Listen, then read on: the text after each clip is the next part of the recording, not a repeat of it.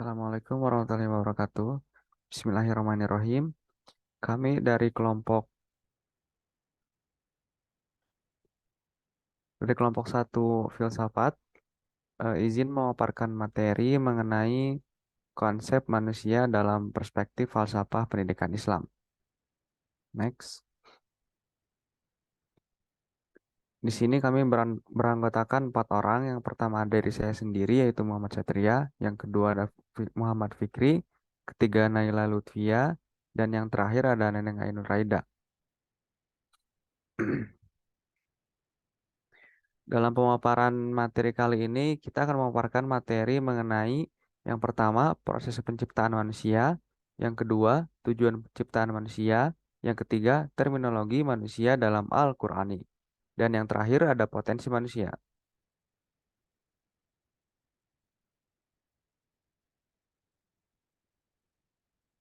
Untuk materi yang pertama akan dipaparkan oleh saya sendiri mengenai proses penciptaan manusia. Menurut ajaran Islam, proses penciptaan manusia dijelaskan dalam Al-Quran. Allah Subhanahu wa Ta'ala sebagai pencipta segala sesuatu, termasuk manusia, menciptakan manusia dengan kehendaknya sendiri dan dengan kekuasaan yang mutlak.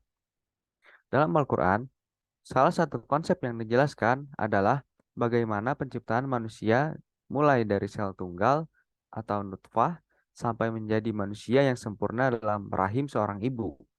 Kajian perkembangan sel tunggal sampai menjadi manusia dalam ilmu biologi dikenal dengan kajian embriologi. Dalam istilah biologi, perkembangan manusia memerlukan pertumbuhan dari zigot bersel satu ke manusia dewasa. Al-Quran telah menggambarkan proses penciptaan manusia yang ada dalam ayat Al-Quran, yaitu contohnya dalam surat Al-Mu'minun ayat 12 sampai 14, yang artinya, dan sesungguhnya kami telah menciptakan manusia dari suatu saripati berasal dari tanah. Kemudian kami jadikan saripati itu air laki-laki yang disimpan dalam tempat yang kokoh atau rahim. Kemudian air laki-laki tersebut kami jadikan segumpal darah, lalu segumpal darah itu kami jadikan segumpal daging, dan segumpal daging itu kami jadikan tulang belulang. Lalu tulang berulang itu kami bungkus dengan daging, kemudian kami jadikan dia makhluk yang berbentuk lain. Maka Maha Sucilah Allah, pencipta yang paling baik. Itu menurut Quran surat Al-Mu'minun ayat 12-14. Kemudian selain itu, dalam Al-Quran juga ditegaskan bahwa Allah memberikan ruh atau nafas kepada kehidupan manusia. Dalam surat As-Sajdah, Allah berfirman, kemudian dia menyempurnakan penciptaannya dan meniupkan ruhnya ke dalam tubuh manusia yang dijadikannya itu. Dan dia memberi kamu pendengaran, penglihatan, dan hati, tetapi amat sedikit yang mau bersyukur. Dengan demikian, dalam pandangan Islam, manusia adalah makhluk yang diciptakan oleh Allah dengan perencanaan dan ketetapannya. Manusia memiliki keistimewaan dan tanggung jawab sebagai khalifah di bumi, yaitu sebagai pemimpin yang bertanggung jawab dalam menjaga dan memanfaatkan segala sesuatu yang ada di dunia sesuai dengan petunjuk yang diberikan Allah. Next.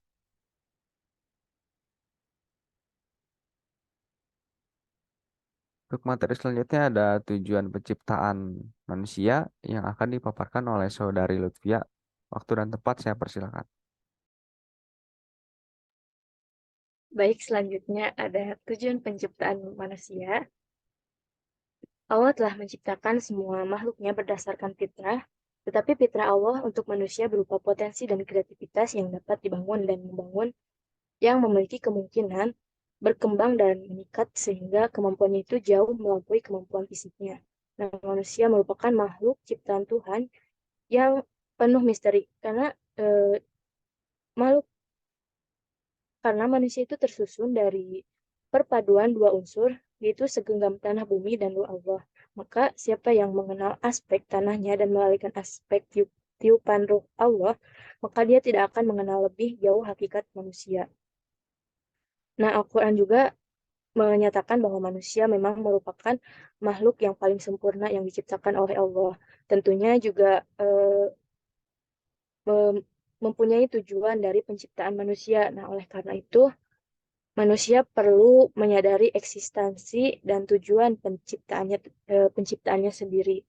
Nah, di dalam Al-Quran terdapat beberapa ungkapan kata yang menjadi tiga tujuan dalam penciptaan manusia. Yang pertama ada al-ibadah. Nah, ungkapan al-ibadah ini merupakan eh, mushtaqnya dalam Al-Quran yang terulang sebanyak 275 kali. Namun, dalam Al-Quran, salah satunya yaitu dalam surat Al-Baqarah ayat 21 yang artinya, hai manusia, sembahlah Tuhanmu yang telah menciptakanmu dan orang-orang yang sebelummu agar kamu bertakwa. Jadi, surat Al-Baqarah ayat 21 ini merupakan ajakan untuk menghambakan diri kepada Allah Subhanahu wa taala karena salah satu bukan salah satu tujuan utama diciptakannya manusia itu untuk menyembah Allah Subhanahu wa taala. Jadi tujuan dari penciptaan manusia adalah untuk menyembah Allah Subhanahu wa taala, Tuhan yang Maha Esa. Kemudian yang kedua ada al-khilafah. Nah, al-khilafah ini merupakan semakna dengan al-khilafah, al-halayib atau al-khulafa, yaitu pemimpin yang mana terulang dalam Al-Quran sebanyak 9 kali. Salah satunya dalam surat Al-Baqarah ayat 30 yang artinya ingatlah ketika Tuhanmu berfirman kepada para malaikat, sesungguhnya aku hendak menjadikan seorang khalifah di muka bumi. Kemudian mereka berkata, mengapa engkau hendak menjadikan khalifah di bumi itu orang yang akan membuat kerusakan padanya dan menumpahkan darah, padahal kami senantiasa bertasbih dengan memuji engkau dan mensucikan engkau. Kemudian Tuhan berfirman, sungguhnya aku mengetahui apa yang tidak kamu ketahui. Jadi, khalifah adalah pengganti Allah yang mengatur urusannya di tengah-tengah kehidupan manusia. Di samping itu, khalifah juga dapat dipahami sebagai suatu regenerasi yang silih berganti di mana mereka bertugas untuk memakmurkan dan mensejahterakan bumi. Jadi, tujuan yang kedua itu ada al-khilafah di mana tujuan penciptaan manusia itu ada untuk menjadikan khalifah atau pemimpin di muka bumi. Kemudian yang ketiga ada al-amanah di mana al-amanah ini ada dua hal yang menarik terkait maknanya yang di mana di dalam Al-Qur'an yaitu ada al-ato'ah atau taat dan tanggung jawab. Nah, demikian tujuan dari penciptaan manusia yang pertama hakikatnya adalah untuk mengabdi dan menghambakan diri kepada Allah, kemudian mendidik manusia untuk senantiasa meningkatkan imannya kepada Allah dengan cara menjadikannya manusia itu menjadi pemimpin yang baik. Kemudian ada al-amanah yaitu di mana manusia harus taat dan tanggung jawab atas dirinya sebagai makhluk Allah. Itu tiga tujuan penciptaan manusia. Selanjutnya akan dijelaskan oleh presenter yang lain.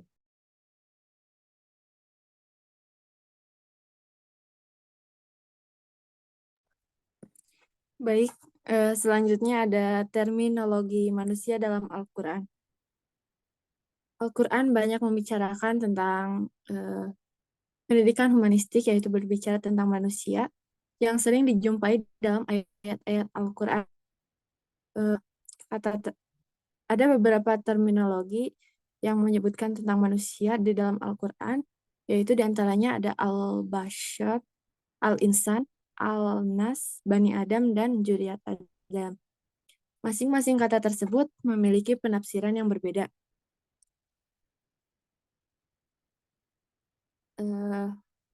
Next, coba.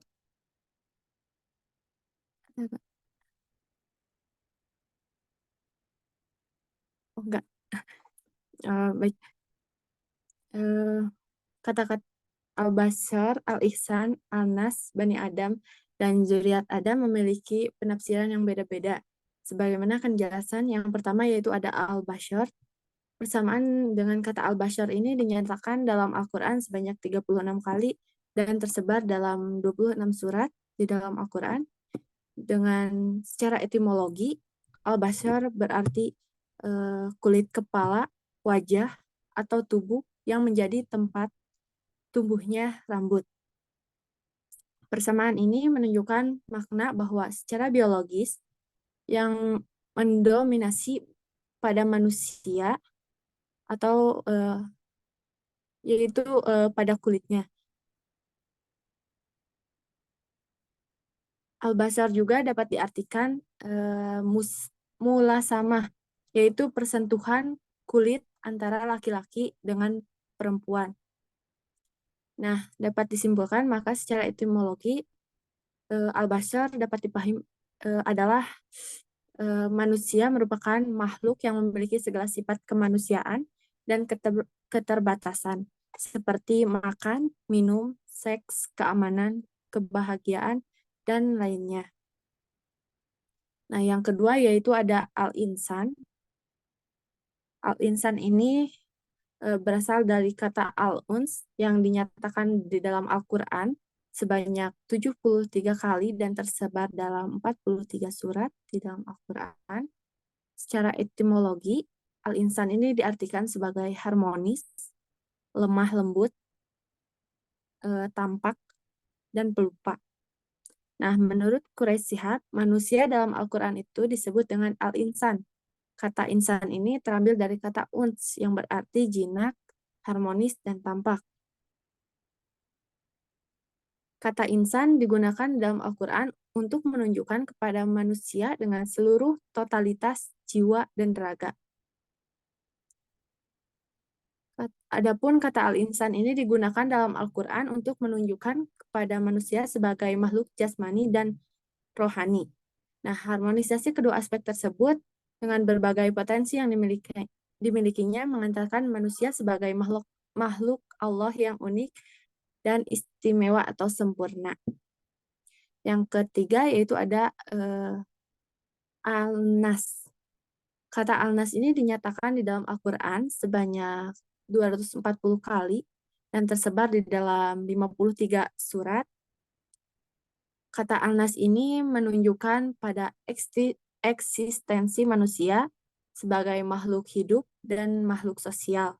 Secara keseluruhannya dapat dilihat melalui status keimanan dan kekafirannya.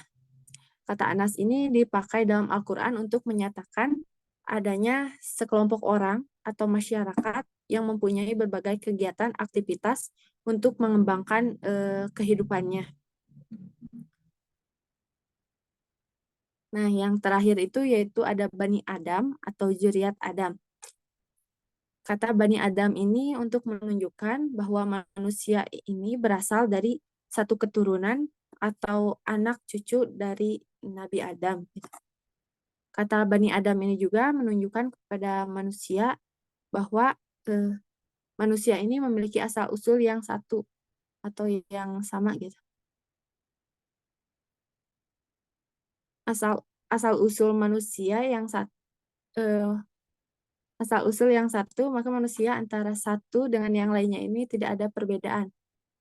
Artinya manusia tersebut berkasta sama di hadapan Allah Subhanahu wa Ta'ala. Mungkin akan dilanjutkan oleh pemateri selanjutnya.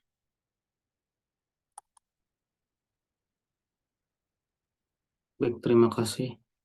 Selanjutnya yaitu potensi manusia. Allah menciptakan manusia sebagai makhluk yang sempurna dengan potensi yang berbeda dari hewan, seperti kemampuan berakal dan kesadaran akan beragama. Oleh karena itu, kita peduli dalam situasi apapun. Tidak peduli dalam situasi apapun, manusia tetap berbeda dengan hewan. Secara hakiki, manusia tidak memiliki asal-usul dari hewan manapun. Seperti apa ya yang dari monyet itu kan, itu salah. Melainkan merupakan makhluk yang sempurna yang diciptakan Allah dengan potensi yang beragam. Nah, sesungguhnya kami telah menciptakan manusia dalam bentuk yang sebaik-baiknya. Quran surah 95 ayat 4. Maka manusia merupakan makhluk paling sempurna di antara makhluk lainnya. Manusia yang berbeda dengan makhluk lainnya merupakan hasil ciptaan Allah yang memiliki potensi yang paling besar. Potensi yang diberikan oleh Allah kepada manusia sangatlah komprehensif dan sempurna. Karena itu manusia memiliki kemampuan untuk mengembangkan dirinya melalui potensi-potensi ini. Secara fisik, manusia terus mengalami pertumbuhan, sedangkan secara mental, manusia terus berkembang, mencapai kematangan, dan mengalami perubahan. Semua ini merupakan bagian dari potensi yang Allah anugerahkan kepada manusia sebagai ciptaan pilihannya. Potensi ini selaras dengan sifat-sifat Tuhan dan bergantung pada tingkat dan kapasitas manusia sebagai individu. Dengan potensi yang dimiliki sejak lahir, manusia memiliki potensi untuk menjadi makhluk yang paling sempurna di antara makhluk lainnya. Salah satunya yaitu untuk memaksimalkan potensi tersebut dan mencapai kesempurnaannya adalah melalui pendidikan. Nah, potensi alami ini memiliki dorongan-dorongan yang ada di dalam diri manusia yang diperoleh tanpa melalui proses pembelajaran. Proses ini juga dikenal sebagai potensi instinktif yang siap digunakan sesuai dengan kebutuhan manusia dan perkembangannya. Nah, dorongan pertama yaitu adalah dorongan untuk kelangsungan hidup, seperti kebutuhan akan makan, minum, dan penyesuaian dengan lingkungan sekitar. Dan yang kedua ada dorongan untuk mempertahankan diri, yang bisa berwujud sebagai emosi atau nafsu marah, serta kebutuhan akan perlindungan dari berbagai ancaman eksternal. Nah, ini mendorong manusia untuk mencari perlindungan seperti senjata dan tempat tinggal. Dan dorongan ketiga yaitu dorongan untuk berkembang biak atau memperpetuasi keturunan, yaitu naluri seksual. Melalui dorongan ini, manusia dapat terus mengembangkan spesiesnya dari generasi ke generasi. Dengan adanya dorongan-dorongan ini, manusia dapat terus mengembangkan potensinya dan menjadi makhluk yang lebih sempurna. Potensi fisik manusia dapat dijelaskan mulai anggota tubuh atau indera yang dimiliki, seperti penglihatan, pendengaran, penciuman, peraba, dan perasa. Potensi ini berfungsi melalui indera-indera yang telah tersedia seperti hidung, telinga, mata, lidah, kulit, otak, dan sistem saraf manusia. Potensi manusia dapat diibaratkan sebagai benih pada tumbuhan. Potensi tersebut hanya akan terlihat secara nyata jika diberi perawatan, dijaga, dibimbing, dan dikembangkan. Nah, cukup sekian mungkin. Saya serahkan lagi kepada moderator. Baik, terima kasih kepada para pemateri yang telah memaparkan materinya. Kami sampaikan mohon maaf jika terdapat kesalahan ataupun kekurangan karena yang sempurna hanyalah milik Allah Subhanahu wa taala. Sekian yang bisa kami sampaikan. Wassalamualaikum warahmatullahi wabarakatuh.